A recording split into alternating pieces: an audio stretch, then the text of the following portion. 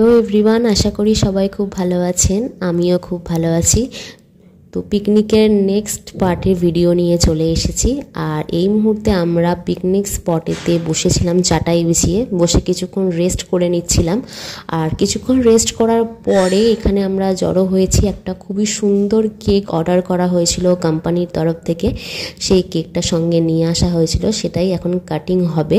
আর কেকটা খুবই সুন্দর করে ডেকোরেট ছিল। আর কেকটার টেস্টটাও কিন্তু খুবই সুন্দর ছিল, খুব ভালো ছিল টেস্ট। কিন্তু দুঃখের বিষয় এই যে কেকটা একটা সাইড বাঁশের নাড়াচাড়া একটুখানি খারাপ হয়ে গেছিলো, কিন্তু বাকি কেকটা কিন্তু খুবই সুন্দর ছিল। তো যাই হোক, এই পুচকি দুটোতে কেক কাটিং করলো। আর কেক কাটিং করা হয়ে যাওয়ার পর একে একে সবাইকে খাইয়ে দিল। সবাইকে খাইয়ে দেওয়ার পর সবাই এক টুকরো করে কেক আমরা খেয়ে নিলাম। এরপর কেক খাওয়া এই সমস্ত কাজ কমপ্লিট হয়ে যাওয়ার পর এরপরে রয়েছে অনেক অ্যাক্টিভিটিস, যেগুলো একটা করে হবে। সবার প্রথমে বাচ্চাদের অ্যাক্টিভিটি ছিল।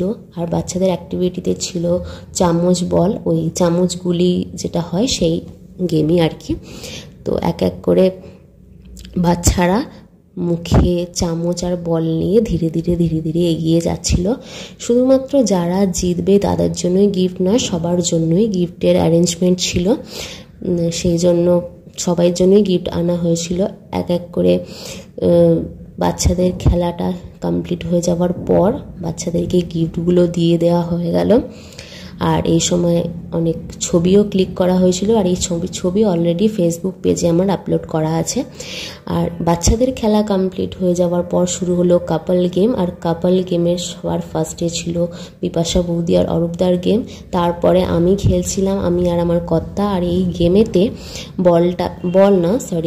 বেলুনটাকে ওপরের দিকে ছুঁড়ে দিতে হবে। আর সেই টাইমের মধ্যে চাদরটাকে ফোল্ড করে নিতে হবে। তারপর ছিল দিদিদের খেলা মিটে যাওয়ার পর সবাইকে গিফট দেওয়া হয়ে গেল। আর আমি আর আমার কর্তা এদিকে গিফট নিয়েছিলাম আর ছবি ক্লিক করলাম অনেকগুলো। তারপরে বাকি কাপলদের টাইম। আর বিপাশা বৌদি আর অরূপদাকে গিফট দিয়ে দিচ্ছিল আমার কর্তা। আর এই সময় আমি ছবি ক্লিক করছিলাম। তারপর দিদিদের পালা। আর তারপরে ব্যাচেলার্সদের জন্য ছিল কুইজ কন্টেস্ট। আর কুইজ কন্টেস্টের প্রশ্নগুলো তাদের কাজের রিলেটেড প্রশ্নই ছিল। আর এই প্রশ্নগুলো অরূপদা আর জামাইবাবু প্রশ্নগুলো করছিল। আর প্রশ্নের উত্তর দেয়া মাত্রই সঙ্গে সঙ্গে তাদেরকে গিফট দিয়ে দেওয়া হচ্ছিল। আর এইভাবেই আমাদের এখানে অ্যাক্টিভিটিগুলো শেষ হওয়ার পর আমাদের কিছু স্ন্যাক্সের ব্যবস্থা করা হয়েছিল। স্ন্যাক্সের মধ্যে ছিল চিকেন পকোড়া। আর সেগুলো খেয়ে খাওয়ার পরে আমরা জোনা ফলস দেখার জন্য হেঁটে বেরিয়ে পড়েছি। জোনা ফলসেটায় গিয়ে আমরা কি দৃশ্য দেখলাম সেটা দেখার জন্য নেক্সট পার্টে দেখতে থাকুন। টাটা।